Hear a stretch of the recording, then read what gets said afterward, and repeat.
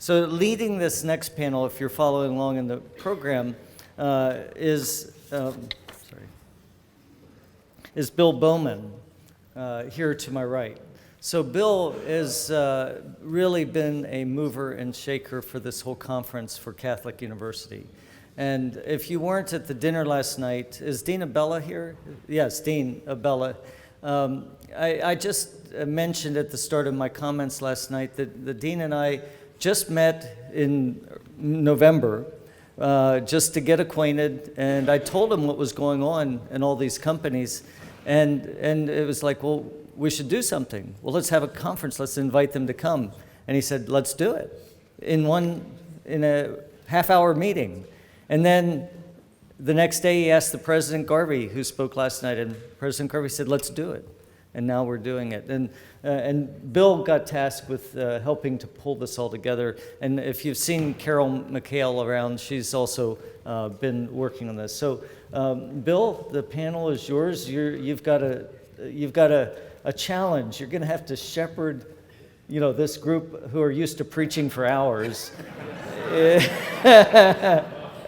So good luck. Great. Let me start with Greg McBrayer, who is the Chief Flight Dispatcher and Chaplain at American Airlines. Father Greg has been dispatching airplanes and otherwise serving the DFW airport community for more than 40 years. In his role as Executive Director of the DFW Airport Interfaith Chaplaincy, he's established chapels in all 6 terminals and is building a new one now in their new Terminal F. He also oversees the board of directors and a staff of 25 volunteer chaplains from all 3 major faith groups. Besides offering chapel services and chapel masses throughout the week, DFW, oops, there I went out again. Thank you. Yes, DFW is one of only a few U.S. airports that have ablution stations for Muslim worshipers. Last year, Father Greg was awarded the coveted Chairman's Award from American Airlines in recognition of his work with 20,000 families and travelers annually at DFW. Let me ask you, Greg, what prompted you to visibly bring your faith into the nerve center of a major airline and the whole aviation industry? Well, I think it was alluded to earlier. 9/11 was probably the catalyst in my life and ministry for the need for that to come into that workplace. My daytime job is I'm a chief flight controller of American Airlines. And basically what we do is we run American Airlines tactically at that control center. And prior to coming here, I was at U.S. Airways in the same role during the 9/11 event. And it obviously profoundly changed the entire world, but our industry was impacted in ways that most people probably don't really know internally what that was like.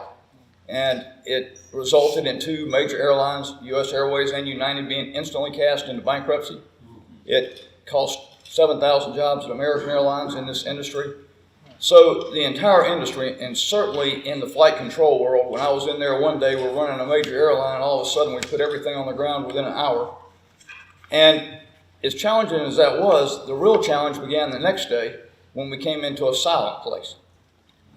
And the silence was deafening, and the fear and the anxiety that was running rampant in that space. And I remember saying to myself, I said, we need God in here desperately. And I remember hearing him say, that's why you're here. And it really cast the vision for me to try to get more actively involved, more visibly involved. And that started that. I was also at that time, being at U.S. Airways, was part of the founding team that launched our Christian ERG efforts at U.S. Airways that has since migrated after coming down here with the merger. But that's when it began in my life in ministry and really took that shape in our industry. And are there other airlines besides those 2 that have ERGs that are really looking at this as an important piece of what they do for their employees? The colleagues in the other airlines that I'm familiar with see the value in that, but I think that they have not been blessed like we have at American Airlines or we're at U.S. Airways in our efforts to try to accelerate that. And I do think that we are leading the industry. at American Airlines in that effort, and it continues to build after events like this. I've prayed into this moment, I can honestly tell you, for more than 20 years, and to be a part of this here today has been truly an amazing thing in a life and ministry that I have dedicated myself to doing in the workplace. Well, thank you for setting the plate for a lot of the rest of us who are here now. Reverend Dr. Ambassador Suzanne Johnson Cook. Susan, okay, great. Dr. Cook was a former United States Ambassador at Large for International Religious Freedom in the Obama administration and was the first female chaplain of the New York City Police Department and was a 9/11 first responder. She is now the owner of Charisma Speakers and is the founder of the Global Black Women's Chamber of Commerce. If I could ask you, how did being a faith leader make a difference in your role as a U.S. International Freedom Ambassador? Ooh, thank you for the question, and thank you for this conference. It made a major difference because it was the first faith leader, it was the first female, it was the first African American at the diplomatic table in this particular role. And if you're talking religious freedom all over the globe, you need to have somebody who knows faith. And it was a great equalizer, even in countries that were not in terms of female ministry led. There was a common denominator of faith. And so we could, before we went to the diplomatic table, what united us was our faith around the globe and the respect for faith. So it was amazing. And then inviting faith leaders to the table, we formed the Religious Freedom Foreign Policy Working Group. And so we invited every single person who identified who believed or did not believe to the table. And it formed a bond that's still going, is now institutionalized. But I think having the lens of faith said to, government, if you have this role in this office, then you should have someone at the faith table who is a faith leader. Even going through the hearings, though, what united us in times of contention, it took me 2 years to be confirmed, Senate confirmed, but it was faith leaders that came to the forefront and said, this is a woman of God, and we're going to help her get through. And it was faith leaders that helped me get through 2 years. Wow. 2 years of hearings. That's purgatory. Yes. How many years? 2 years. How many? 2 years. Wow. Well, thank you. Thank you. Rabbi Michael Shevack is the Social Responsibility Officer of the Patton Foundation. Rabbi Shevack, if I'm butchering your name, It's all right. that's okay, good. Thank you. Works with the granddaughter of General George S. Patton and is continuing the liberation. He teaches leadership principles of General Patton to corporate executives and to others. He is the author of 5 books and has been an interreligious leader for over 30 years. Prior to his ordination, he was an award-winning advertising creative director for Mad Men and wrote high-profile ad campaigns for Apple and Gillette, including the Best That Man Can Get series of ads. Interesting combination. Maybe the best I could be. He continues to help religious organizations find their spiritual voice. And if I could just ask you, what is in your view, the single most pressing moral issue in business today? Let me put it in context. America had its greatest power thrust economically and politically after World War II. We came back. It was as close as you get to a clean war, one where people knew really where the evil was and where the good needed to come from. And with that tremendous organization behind good, and I'd like to just say, God is just a contraction of the word good. If you get confused, it's just a concentrated good, so to speak. That we came back and we built the most enviable economy in the entire world, and we are searching for that again. Okay? The single biggest moral issue we have is that we cannot find our center because we're looking in the wrong place, and thank God we have people of God here to help set business right. Now, we need to Businesses need to be set on a foundation which is more than political, That's right. more than economic expediency. It has to be put in a context which, if you don't mind a slightly religious sounding phrase, creational.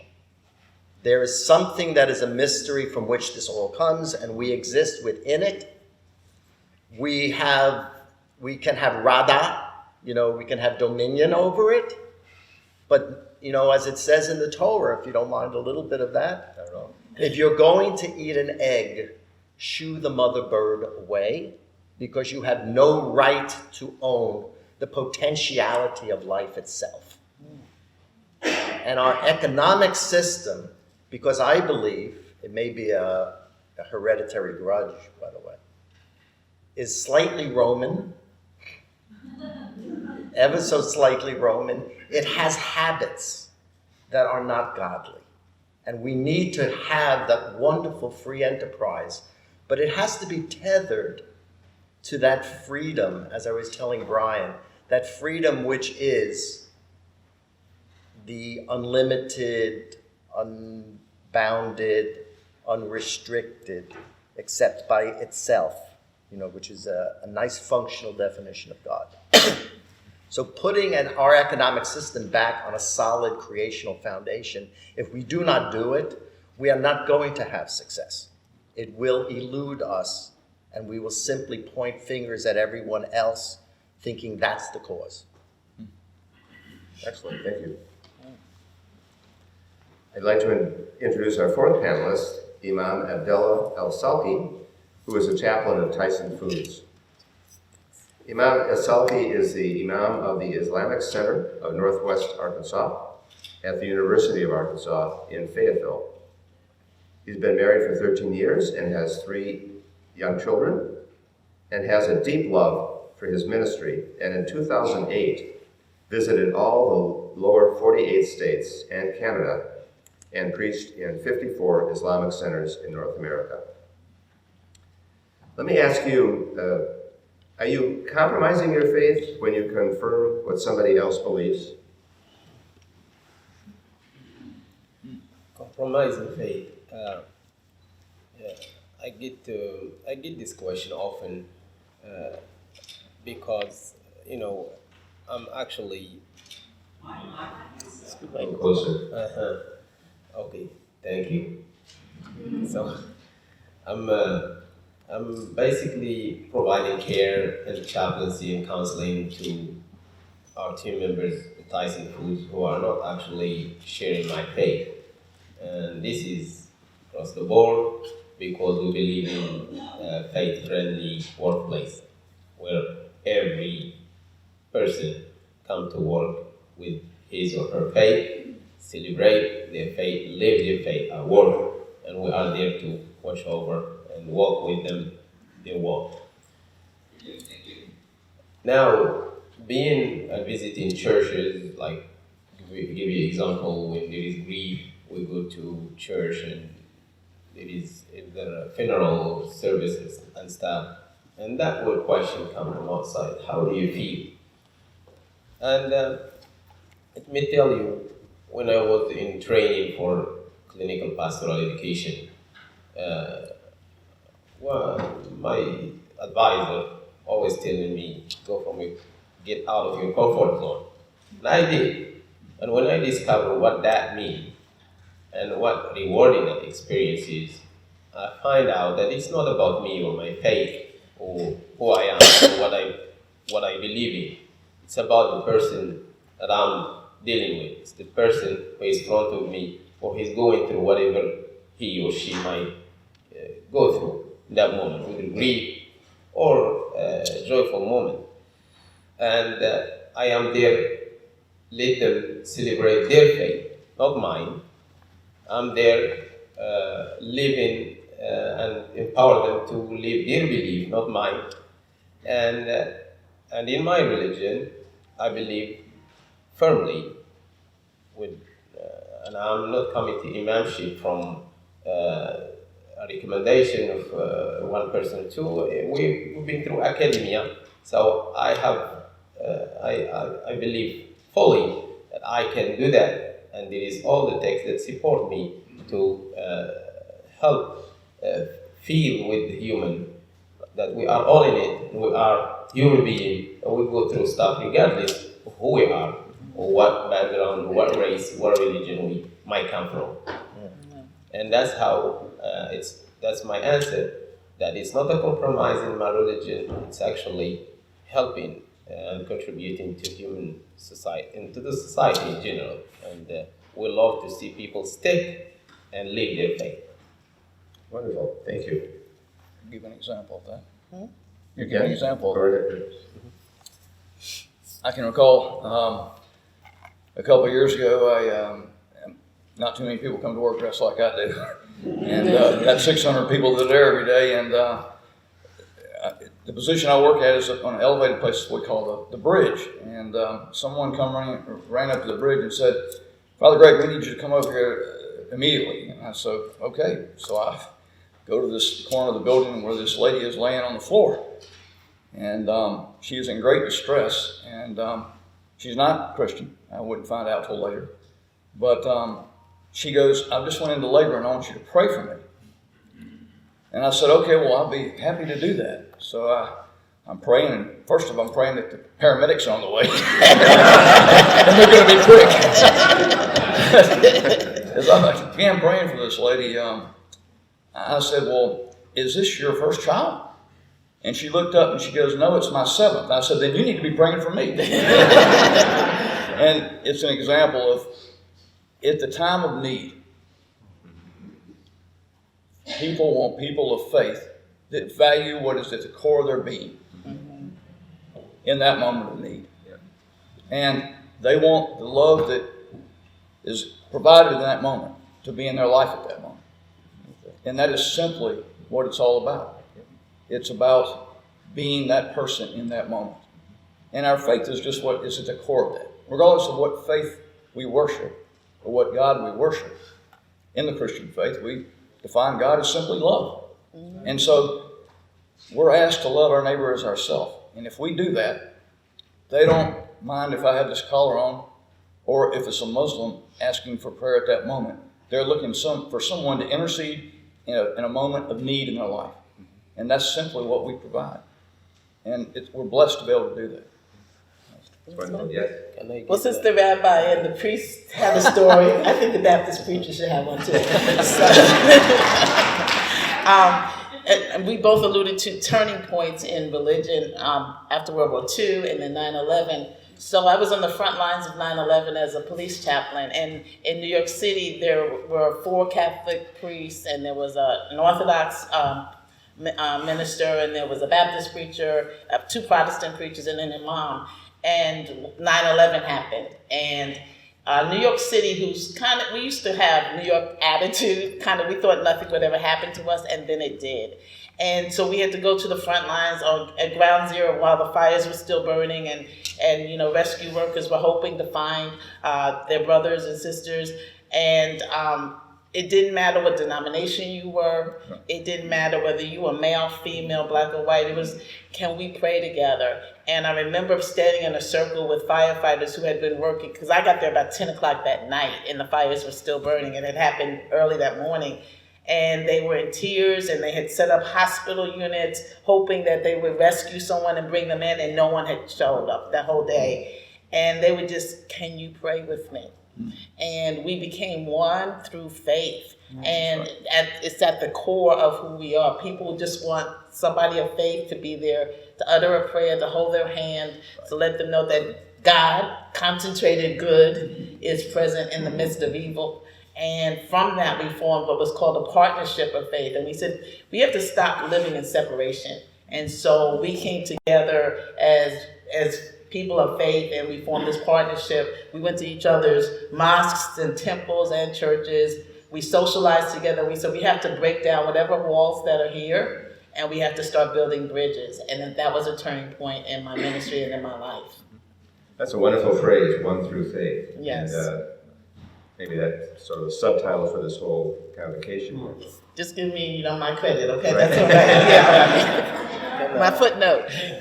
There are a number of people here who are looking to form ERGs or faith-based units in their companies, there's no handle for that. What would you, just open it up to anyone here, what would you suggest that they do to really make some progress? Here's somebody who's been doing it for a while. I can remember how we did that at US Air. Once the need was visible, and obviously executive level management saw the need.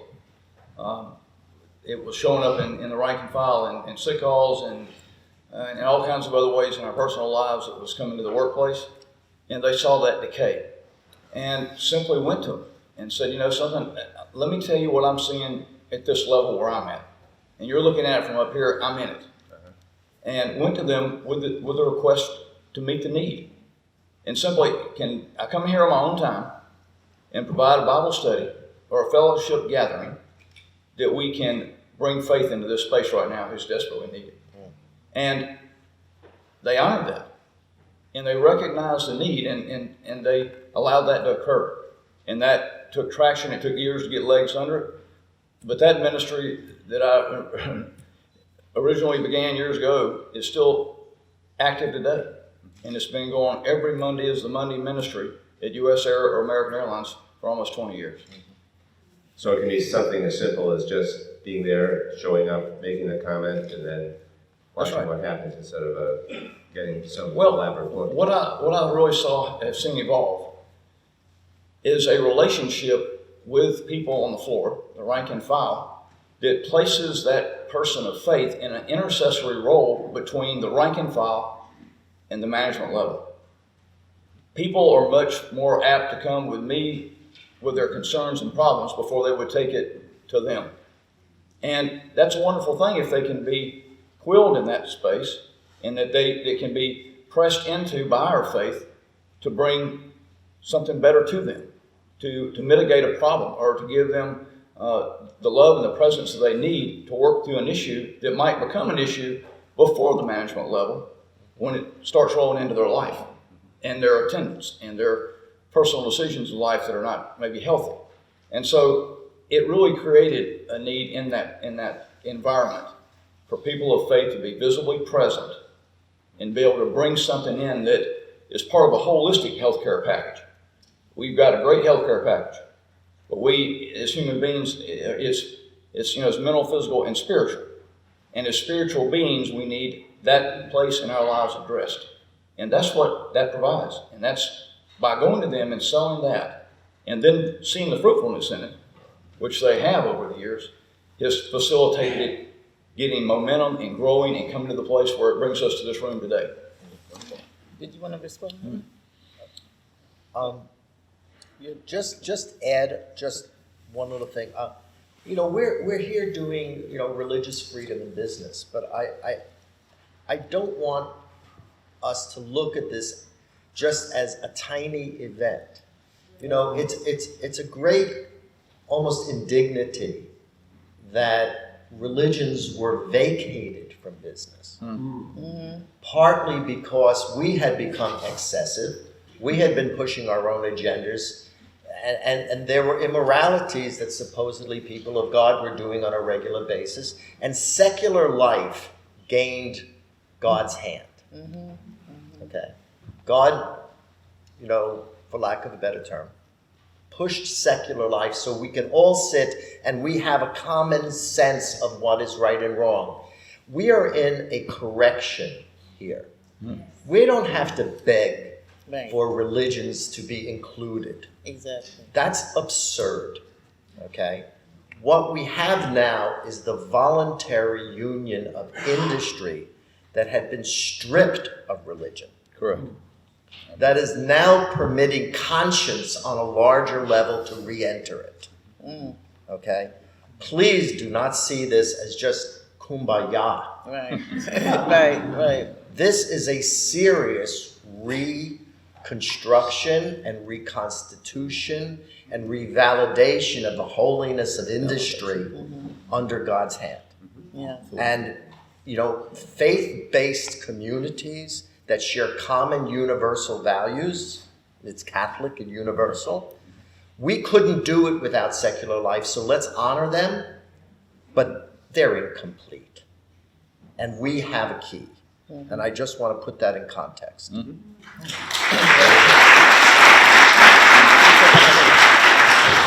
thank you for that reminder. In a city like New York that is a secular city, it's difficult sometimes because the laws have it that in city buildings and even in corporations, people don't even utter the name of God in any respect. So they do their temple or their church or their mosque on their holy day, and then the rest of the week is secular. So what we had to do was like Intel, we had to be creative and find a way, if we could not get to business, then get business to us. And we created, my church was strategically located near Wall Street and City Hall and corporate America. So we were right in the middle of it, the police headquarters. And we created a lunchtime service, which was a half an hour on Wednesday. We called it Lunch Hour of Power. And we did subway stops. And we just had flyers back then. We didn't have technology. And we passed out flyers saying, if you need a minute in the middle of the week. And we ended up having over 1,000 people at lunchtime of many faiths come together for just a midweek pick-me-up, and then they would take it back to their businesses, their place of employ, and then their employees would come saying, we're seeing something's happening with our people, so we want to be here. And from that, when 9/11 happened, then we were an institution that was already there. So the first day that New York reopened, they were like, we've got to get to Lunch Hour of Power. We called it Wonderful Wall Street Wednesday at that point. And then you could see people having a place to come. At least if they couldn't exercise it in their particular corporation or business, they knew that there was a place that they could come to at least live out their faith for just a few moments and then make it back to work and deal with the secularism that had arisen. Wonderful. As we think about this event here today, many of you have been in this business a lot longer, obviously, but for many of us, this is sort of a launch pad. This conference is a launching pad. What do any of you think we should try and accomplish by next year when we reconvene? And I'm sort of looking at the same issue. He's nodding his head. Let me see. Please. I would like to try reversing the flow here. Okay. Where the hearts are on the table, our minds are joined. But I would love it if all of the different religions would take a look at their own faith traditions and extract from their deepest teachings what would be considered godly business practices. Mm-hmm. And I'd love it if they would sit in a room together and compile a solid interreligious, creational-based guide for how to reconstitute business with a conscience. I think we need to input on business, not just squeeze ourselves in so we can pray. We have a lot to say, and I'd love it to be reversed and focused not as much on community of interfaith, but all of us forming, what's the right word? An alliance. We need to have an alliance of religious people to inject conscience back into the system. And that's what I'd love to see. Wonderful. I think also, Imam, would you like to respond? Go ahead.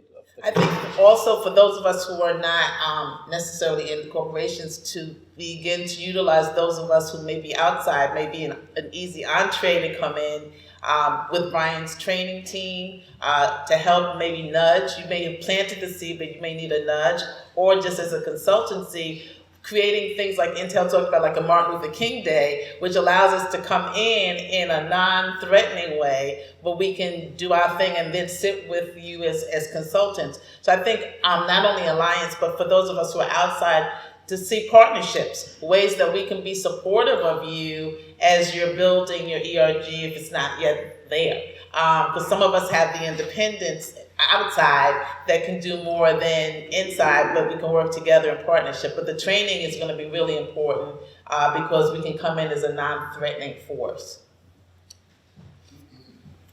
I believe that the sessions that we had here yesterday and today and this meeting shed a light on the diversity and inclusion when it comes to religion. That's just perfect. We can keep on going for next to come is what can faith leaders with all many big domains to what can faith leader bring to business? How the interaction with their employees will help get the best of human resources in general. And is this soft skill necessary to the extent that they cannot, it's needed, or it's just a want based on, we'll see. It's needed, and that's how we can make it. It's needed. Probably this is the same to get all the faith leaders and bring something from religious text to get it going, to get something, and because all you know, when it comes to business, numbers is the priority, but there is also other stuff other than numbers, which is faith in human. It comes necessary to what I'm doing, why I'm fixing cars, because I care about people, want to give them better cars, and why I'm doing this, because God told me to, because I feel the call. Why I'm feeding people, why I'm cooking, why I'm doing this, because I love to feed people. Why I'm teaching, because I love to teach people. And where did this all come from? How to strengthen these goals is using faith. So if we can narrow to faith and what can faith do to employees and make them better, productive, better focused, belonging, everything that's good for them in their community, in their company. That's all I got. Can I close that out real quick? One thing I would like to see, and I think it's been a long journey to get to this moment. And I think one thing that corporations can do is when we have inclusion and diversity in our corporations, we need to have equity in there as well. And what is needful, in my vision, is corporations to embrace what faith groups bring to corporations, other than bottom lines. Numbers speak. But the betterment of a workforce will have a bottom line equation at some point. And for that to occur, I would love to see more visibility of our faith-based initiatives in our corporations. Visibility is what makes it look fully embraced, and also quells the fears of those who perhaps want to become part of a faith-based EBRG, but are still fearful of that at some level. But that visibility would erode a lot of that. And I would like to see that going forward out of this event and in the years ahead. Thank you. Sure. Very, very good. I want to add an R to the 3 R's. The recruitment, retention, really good teams, but reward.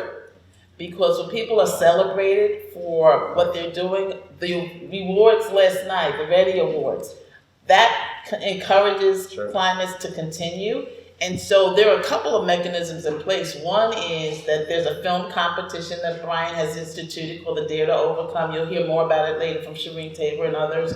But that's an opportunity for you to show on film how business and religion are working together. But then there's also the nomination for the Ready Award to celebrate the places that it's working.